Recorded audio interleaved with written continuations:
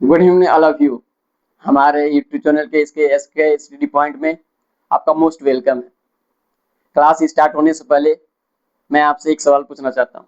क्या आप भी इंग्लिश पढ़ने से, बोलने में, समझने से डरते हैं? तो आप बिल्कुल सही जगह पे आए हैं। हम लोग इंग्लिश को बहुत आसानी वे में, बहुत ही सिंपल तरीके से आज सीखेंगे। यह कोई बहुत बड़ा वो नहीं है जिससे हम इंग्लिश बोल नहीं पाएंगे। इंग्लिश भी हमारा क्या है, ग्लोबल लैंग्वेज है। जैसे हमारा हिंदी एक लैंग्वेज है, भाषा है, जिसको हम सुनते आए हैं, बोलते आए हैं, सीखते आए हैं। वैसे हमारा इंग्लिश भी है, लैंग्वेज है। बस हमारा परिवेश क्या है, हमारा जो माहौल क्या है, वो इंग्लिश का नहीं है, इसलिए हम इंग्लिश बोल नहीं पाते हैं, पढ़ नहीं पाते हैं। बट हम इसको धीरे धीरे सीखेंगे। आप हमारे साथ हमेशा 10 मिनट 15 मिनट दीजिए। कुछ दिनों के बाद आप खुद अपने आप को बेहतर महसूस करेंगे। आपका कॉन्फिडेंस लेवल काफी हाई हो जाएगा। बस हम छोटी छोटी चीजों को देखेंगे, समझेंगे और ज्यादा से ज्यादा प्रैक्टिस करेंगे। तो चलिए आज ज्यादा समय वेस्ट न करते हुए हम लोग स्टार्ट करते हैं। आज हम लोग सबसे पहला चीज सीखेंगे, use of this. Use of this.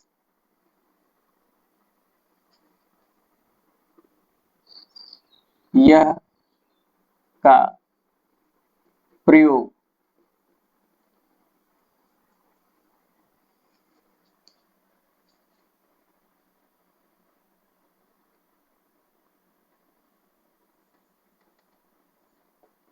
इसका एक रूल होता है, दिस का अर्थ है या मतलब है यह।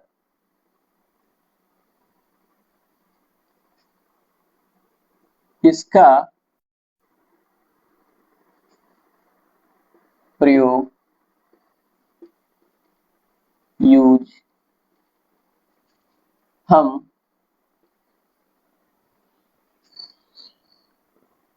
पास रखी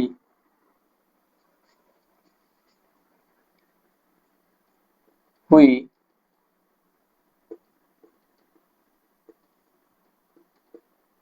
वस्तुओं को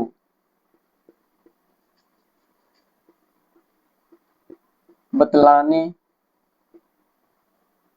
के लिए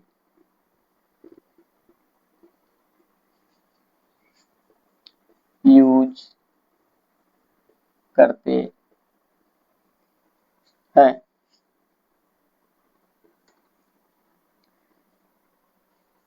दिस का अर्थ होता है यह। इसका यूज हम पास रखी वस्तुओं को बतलाने के लिए या संकेत करने के लिए हम दिस का यूज करते हैं। जैसे हमारे पास कोई वस्तु है, पास में है, उसको हम कैसे बोलेंगे इंग्लिश में? मान लीजिए यह एक किताब है, दिस इज ए बुक। यह एक पेन है, दिस इज ए पेन। यह एक मेज है, दिस इज ए मेज। तो आइए सीखते हैं। इसके लिए एक स्ट्रक्चर होता है। स्ट्रक्चर कहिए, रूल कहिए, स्ट्रक्चर। दिस सबसे पहले हमारा आता है दिस। दिस के साथ हमेशा इज का प्रयोग करते हैं। उसके बाद A N plus noun.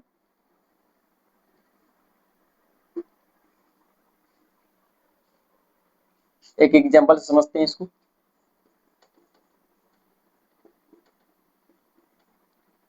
Suppose करिए यह एक किताब है।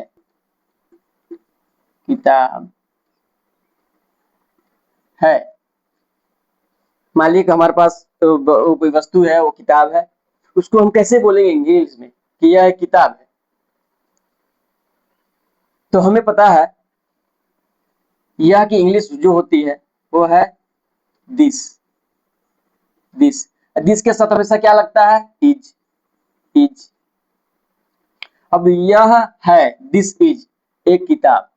अब एक किताब को इंग्लिश में कैसे लिखेंगे? हमें तो सबसे पहले किताब की इंग्लिश आनी चाहिए। तो किताब किसकी मतलब होता है? बुक, बी डबल ओ के, बुक। अब बुक के पहले ए लगेगा या एन लगेगा, ये भी तो जरूरी है। तो ए एन कब लगता है? जब हमारा कोई वर्ड, जब कोई हमारा वर्ड कॉन्सोनेंट साउंड से स्टार्ट होता है, कॉन्सोनेंट लेटर से स्टार्ट होता है, तो उसके पहले हम क्या लगाते हैं? ए लगाते हैं। और जब कोई वर्ड हमारा वावेल लेटर या वावेल साउंड से स्टार्ट होता है, तो हम यहाँ क्या लगाते हैं? एन लगाते हैं। ठीक है, आइए एक एग्जाम्पल और समझते हैं।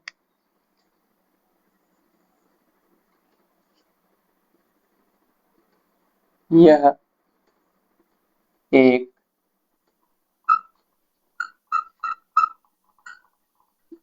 मेज है, यह एक मेज है। हमें पता है यह की इंग्लिश क्या होती है? दिस। दिस, दिस के साथ हमेशा क्या लगता है? इज। अब एक मेज, एक मेज, मेज की इंग्लिश क्या होती है? टेबल, हमें पता होनी चाहिए। Table, T B T A B L E, table. क्योंकि टेबल हमारा कॉन्सोनेंट लेटर से स्टार्ट हो रहा है, तो हम इसके पहले क्या लगाएंगे? ए लगाएंगे। ए टेबल। ठीक है, कितना इजी है। This is a table, this is a book. एक और एग्जांपल समझते हैं। यह एक सेव है, यह एक सेव है। हमें पता है यह की इंग्लिश क्या होती है? दिस। दिस के साथ हमेशा क्या लगता है? इज। अब यहाँ पे एक सेव, अब हमें सेव की इंग्लिश तो आनी चाहिए। अब सेव की इंग्लिश क्या होती है? Apple, A double P L E. अब हमको यहाँ एन लगेगा या ए लगेगा? मैंने अभी आपको बताया, जब कोई वर्ड हमारा कॉन्सोनेंट लेटर से स्टार्ट हो, तो हम क्या लगाते हैं? ए लगाते हैं। और जब कोई हमारा वर्ड वावेल साउंड से या वावेल लेटर से स्टार्ट हो, तो हम क्या लगाते हैं? एन लगाते हैं। तो यहाँ क्या लग जाएगा? एन। क्योंकि हमारा ए क्या है? वावेल है। वावेल कितने होते हैं? 5 होते हैं, ए ई आई ओ यू। जरूरी नहीं है कि वावेल लेटर से स्टार्ट हो तभी एन लगे। जब हमारा प्रोनाउंसिएशन भी वावेल साउंड से स्टार्ट हो, भले से यहाँ पे कॉन्सोनेंट हो, अगर हमारा प्रोनाउंसिएशन अगर वावेल साउंड से स्टार्ट हो रहा है, तो भी हम क्या लगाएंगे? एन लगाएंगे। अगर हमारा प्रोनाउंसिएशन वावेल साउंड से स्टार्ट नहीं हो रहा है, तो हम क्या लगाएंगे? ए लगाएंगे।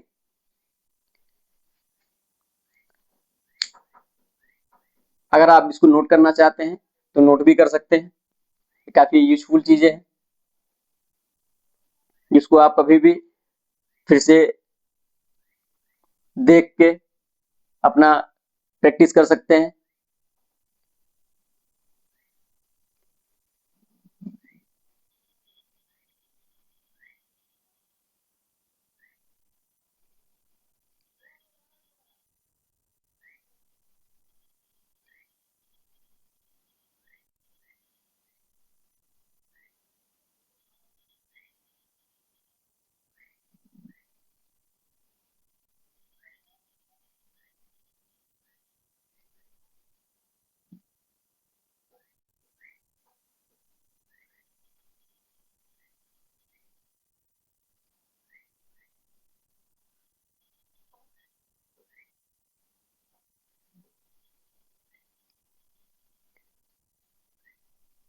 तो ये बहुत ही आसान है, बस हमको छोटी छोटी बातों का ध्यान देना है और कंटिन्यू प्रैक्टिस करना है। कंटिन्यू प्रैक्टिस करना है, बोलना है, बोलने भी आ जाएगा, पढ़ने भी आ जाएगा।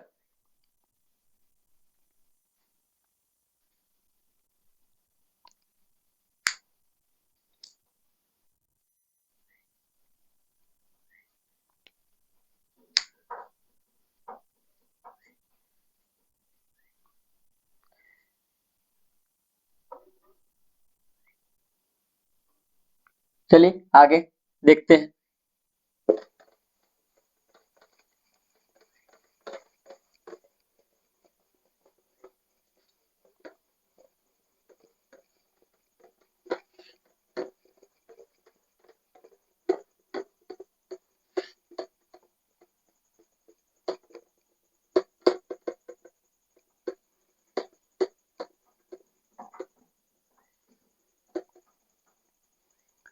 चलिए आगे कुछ सेंटेंस में आपको दे रहा हूं, आप बनाइए और देखिए आप कितना आपको समझ में आया है। फर्स्ट, यह एक गाय है।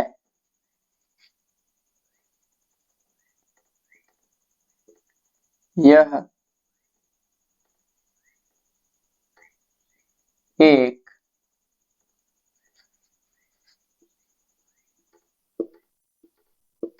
कुर्सी है।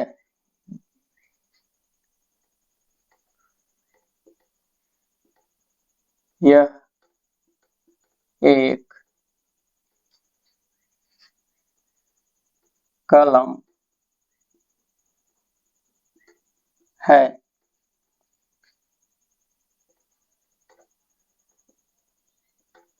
यह एक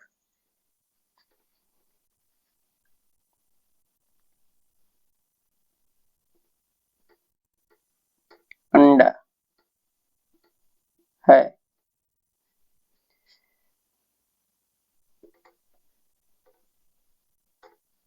यह एक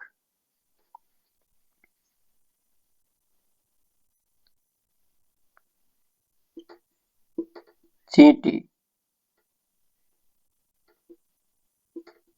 है।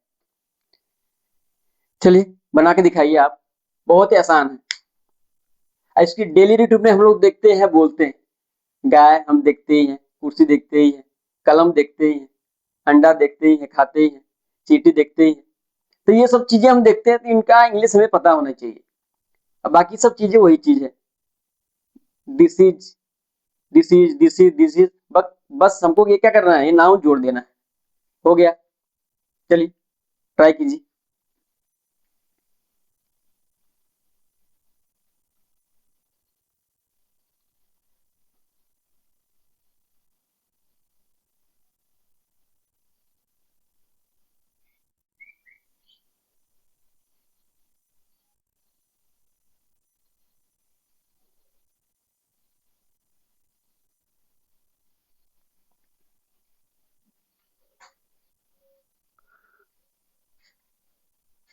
मात्र 2 मिनट में बन जाएगा, 2 मिनट में। अगर आप अच्छे से समझ गए हैं तो मात्र 2 मिनट से भी कम समय लगेगा इसको बनाने में। बस हमको थोड़ी छोटी चीजें बस ध्यान रखनी है, स्ट्रक्चर ध्यान रखना है, रूल ध्यान रखना है। रूल तो याद ही हो गया होगा, और स्ट्रक्चर बस हमको याद रखना है। दिस के साथ इज, इज के बाद ए एन, उसके बाद नाउन। ये हमारे सब नाउन है।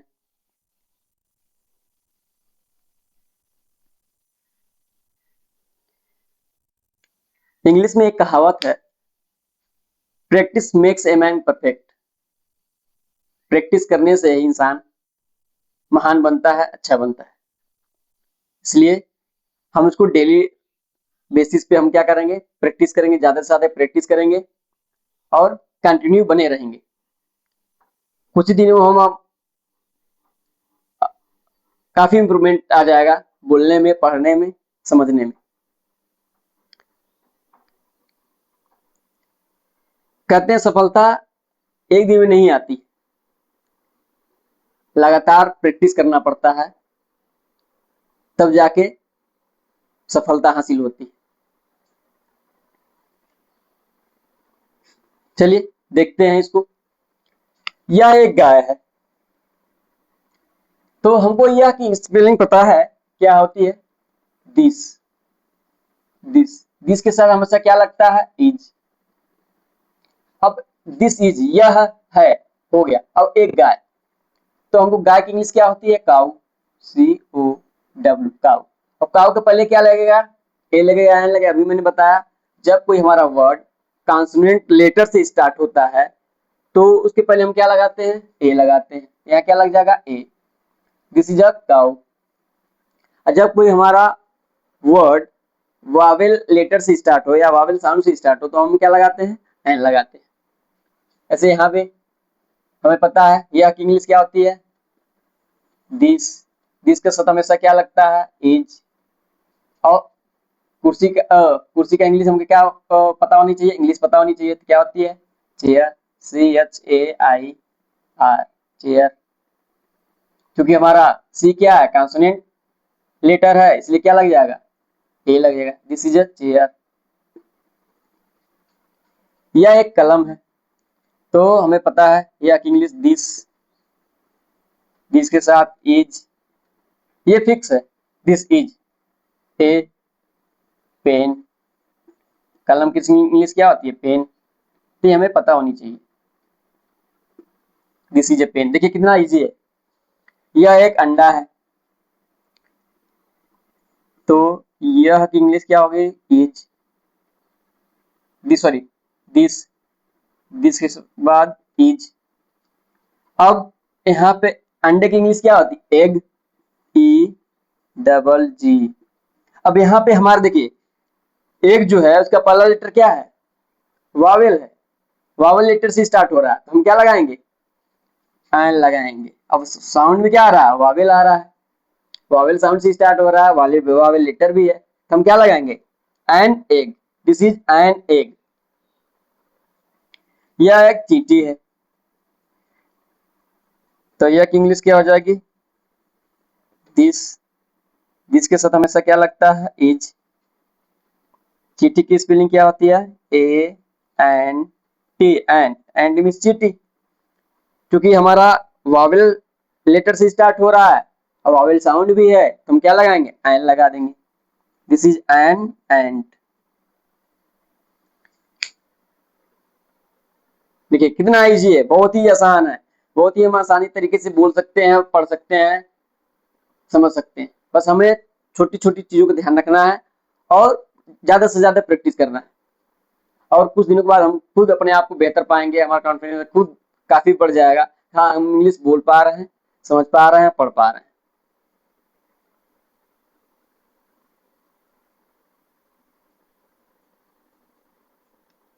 बस ये चीज हमेशा ध्यान रखिएगा, लगातार प्रैक्टिस, प्रैक्टिस बहुत जरूरी होती है।